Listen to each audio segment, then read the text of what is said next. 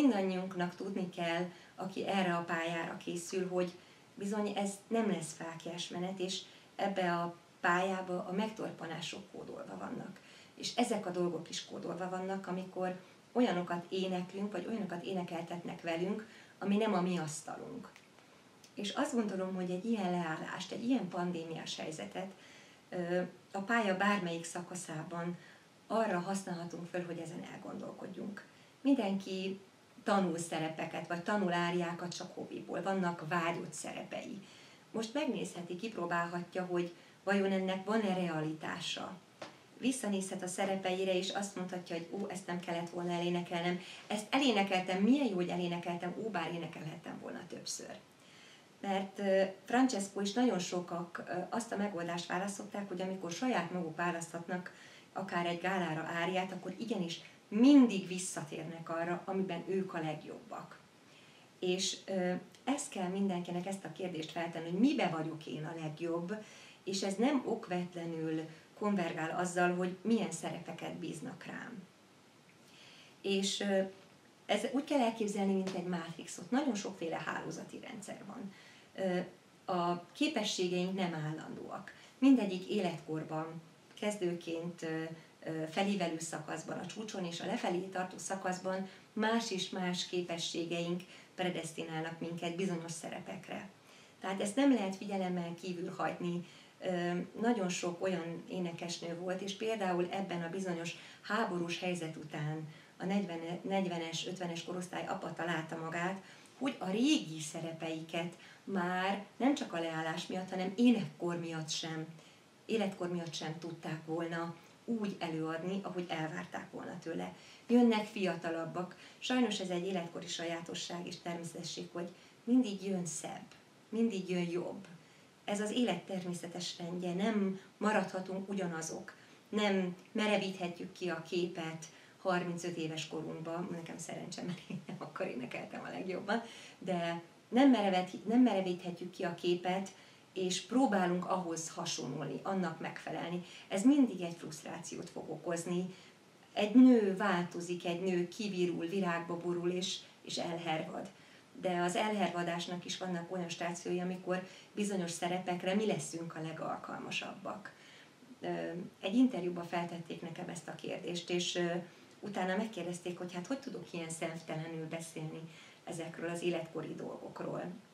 És az az egyik válaszom, hogy abban a szerencsémben volt részem, hogy amikor az Operaházban stúdiós voltam, akkor meghívtak bizonyos nagyművészeket, és akik már régen visszavonultak, és mindenki beszélt a pályájáról, és a pályájának a csúcs közeli vagy csúcs utáni és a leszálló ágáról, és nagyon sokban iszonyatos sebek voltak, és már akkor megborzongtam, hogy ezt biztos, hogy el szeretném kerülni.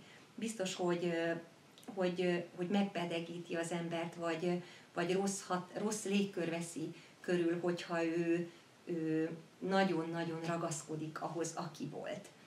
Csak ugyanakkor ott van egy másik tényező, hogy önszántából vált valaki, önszántából vonul-e vissza, vagy rákényszerítik, vagy egy bárdal tulajdonképpen in floribus lefejezik az ő pályáját. Tehát az biztos, azt mindig is éreztem, hogy ez egy nagyon delikát dolog, és hogy erre fel kell készülni lelkileg. És ez az egész pandémiás időszak, amikor átgondoljuk és megtervezzük azt, hogy éppen most milyen helyzetben vagyunk, és természetesen a fiataloknak ez másról szól, hiszen ők a szerep álmaik felé törekednek, próbálnak belehelyezkedni ebbe a rendszerbe, ami ma Magyarországon vagy Európában kialakult, megfelelni a kihívásoknak, és a csúcson vagy a csúcs közelben levő énekeseknek azon kell elgondolkodni, hogy hova szeretnék majd magukat pozícionálni, hogyha véget ér ez az időszak, mert természetesen borzasztó nagy kérdés, hogy egyáltalán mikor lesz vége. Ez csak tolódik, ugye márciusban álltunk le, volt egy röpke visszajövetel, volt egy pár koncert, volt egy pár lehetőség, itt vannak ezek a csodálatos lehetőségek, amik a közvetítések felvett és utána lejátszott internet alapú megjelenési lehetőségek, amik vannak, ezek nagyon jók, de nem jelenti azt, hogy nap mint nap terhelés alatt vagyunk. Tehát nem tudjuk, hogy mi lesz a vége, hogy a külföldi koncerttermek vagy operázak, nagyon sokan úgy terveznek, hogy a 20-21-es évad az egész rá fog menni erre. Tehát előfordulhat, hogy 1 vagy másfél év az, amíg ez a borzasztó nehéz időszak kitolódik. Azt hiszem, hogy abban egyetértünk, hogy senki sem szeretne kiszolgáltatott lenni, senki sem szeretné kiszolgáltatottan várni, hogy majd megkönnyörülnek rajta, és ugyanott folytathatja a pályáját, ahol abba hagyta.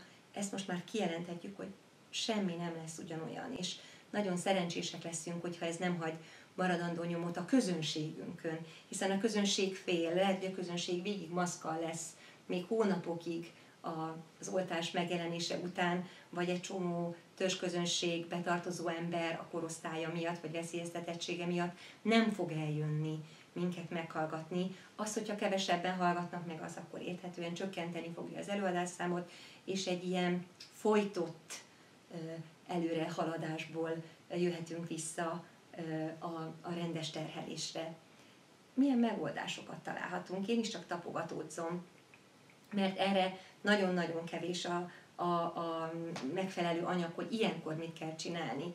A bizonyos említett művészek, akik a háború után 45 és 48 között vonultak vissza, abban egyet lehetett érteni, hogy nagyon sokan nagyon jól teljesítettek, de a politikai elvárás megváltozott, és egy stigma lett az énekeseken, hogy külföldön énekeltek. Vagy pedig stigma lett, hogy német repertoárt énekeltek, hiszen a német, osztrák vagy német nyelvterületen való karrier, sőt még az olasz is egyértelműen a fasizmussal kapcsolódott össze, teljesen igazságtalanul. Ezeket az embereket megbélyegezték, és pálya elhagyásra késztették, és nagyon sokan soha többet nem léptek föl. Ugye Magyarországon 45 és 48 között volt a politikai átmenet, teljesen jó kirajzolódott, hogy mindenkin megtorolták ezt a külföldi karriert. És mit csinált a színház?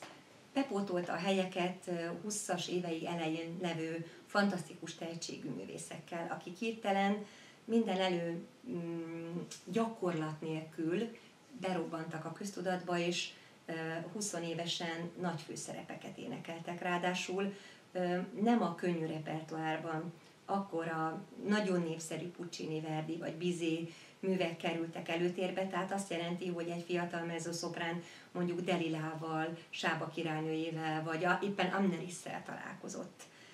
Nem vagyok benne biztos, hogy ez aztán később az ő pályájukat nem rövidítette-e meg. Tehát nagyon hosszan tartó hatása volt, hogy egy generáció kiesett.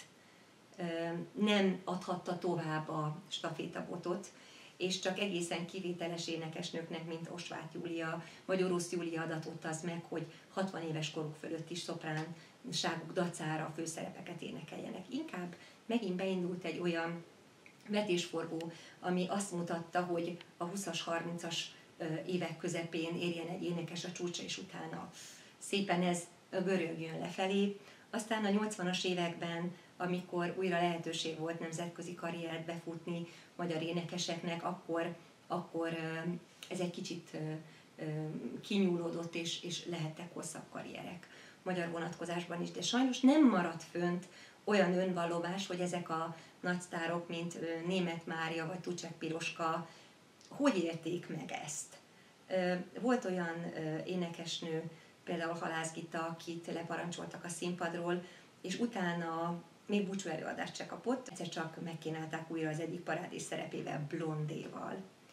És ez nagyon elgondolkodtatott, és hirtelen itt átkapcsoltam egy másik történetre, az általam rendkívül módon tisztelt és szeretett Ágai Karolának a sorsára, akit azt hiszem a 25 éves jubileuma után azonnal nyugdíjaztak, pedig pályacsúcson volt, vagy pályacsúcs közelében, és nem kapott ő sem búcsú előadást, és aztán azt hiszem 1993-ban, több mint 10 évvel a visszavonulása után egyszer csak kapott egy lehetőséget, hogy elbúcsúzzon a közönségtől, aki nem felejtette őt el. És egy éjkirálynőt előadást kapott, azt hiszem Petrovics Emiltől, és egy interjúban nagyon képletesen kifejtettek arról, hogy milyen iszonyatos teher volt fizikailag és lelkileg ennek eleget tenni. de úgy érezte, hogy ezzel tartozik magának és a közönségnek.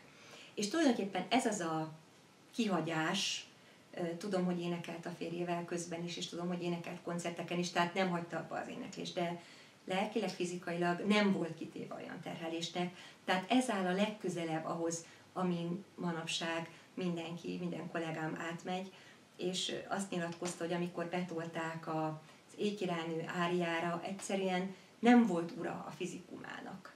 Érzelmileg sem volt ura magának, amikor meghallotta azt az iszonyatos üdrúvalgást, ami fogadta őt, ami bebizonyította neki, hogy érdemtelenül taszították le az ő képzeletbeli trónjáról, és meghajtom a fejemet, nem csak szeretetemet fejezem ki, hanem a hihetetlen tiszteletemet, hogy Karola urá lett ezen az iszonyatos zűrzavaron, ami benne dúlt, és egy nagyon magas szintű teljesítménnyel elénekelte ezt a égbe kiáltóan nehéz szerepet, ami tulajdonképpen összesen 12 perc énekelni való, de eszenciálisan minden fizikai és technikai kihívást tartalmaz, amit egy énekesnőnek a pályáján tudni kell.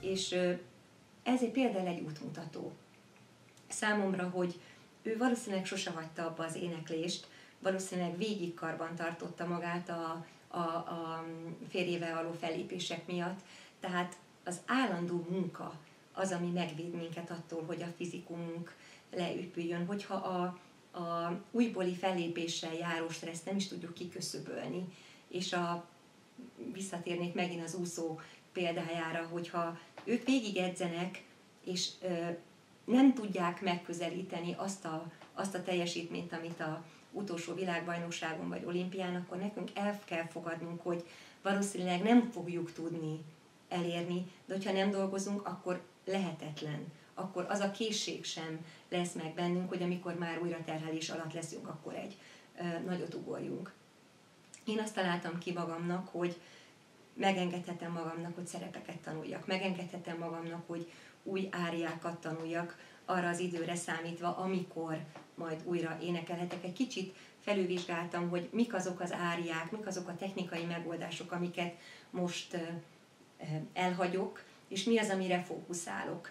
Hogy a nagyon bravúrt, azt per pillanat nem tudom modellezni magamnak, de egy picit lejjebb tehát úgy érzékeltetném, hogy a bravúr-kodoratúr dolgokat egy kicsit elrakom, és lehet, hogy örökre elrakom, és koncentrálok a drámai kodoratúr repertoárra, ami csak egy pár hanggal lejjebbi súlypontot jelent, de pont ez az a pár hang, amit még most én egyedül, önállólag meg tudok valósítani. Azt hiszem, a hosszú Katinkás hasonlattal érve, ő nem a sprint számokra koncentrál, hanem mondjuk a vegyes úszásra, ami egy összetettebb, komplexebb, de nem annyira extrém technikai követelményeket támaszt ő vele kapcsolatban. Tehát én nekem ez a megoldás, és az, hogy lebontom a feladatokat, tartok magamnak olyan napokat, amikor csak úgymond nyújtok, visszamegyek abba a régióba, próbálom azokat a technikai dolgokat újra előhívni, hogy mit jelent egy magas A-tól C-ig levő tartományban crescendót és decrescendót alkalmazni a magas hangokon. És amikor ezt így előveszem egy pár napig, akkor egészen biztosan látom, hogy az első nap úgy érzem, hogy ez reménytelen, és hogy én ezt soha nem fogom tudni újra visszaszerezni ezt a képességet, de 3 nap múlva már látom, hogy de, igen, az már jobb. Akkor ezt a dolgot elteszem. És következő héten előveszem a futamokat. Előveszem a passaggiokat, nekem ez egy fontos kérdés, hogy a mell és középregiszter között, illetve a középregiszter és fejregiszter között a hangszín ne változzon, ne legyen törés. Ezek, amikor a gyakorlatlanságom dominál, sajnos visszajönnek azok a problémák, hogy a hangszínek nem teljesen kiegyenlítettek, akkor erre fókuszálok egy pár napig. És ne legyen olyan technikai nehézség, amire 2 hétben nem kerítek időt. Ez egy nagyfokú önvizsgálatot kíván az embertől, és szembe kell nézni, hogy mik azok az adottságaim, amin szüntelenül gyakorolni kell, mert nem a sajátom. Nekem azt mesterségesen állandóan jobbá és jobbá kell tennem. Tehát tulajdonképpen leszűkítve edzéstervet készítek. És azt gondolom, hogy azok az énekesek, akik túlélték ezeket a nagy időszakokat, ösztönösen valami hasonlót csináltak.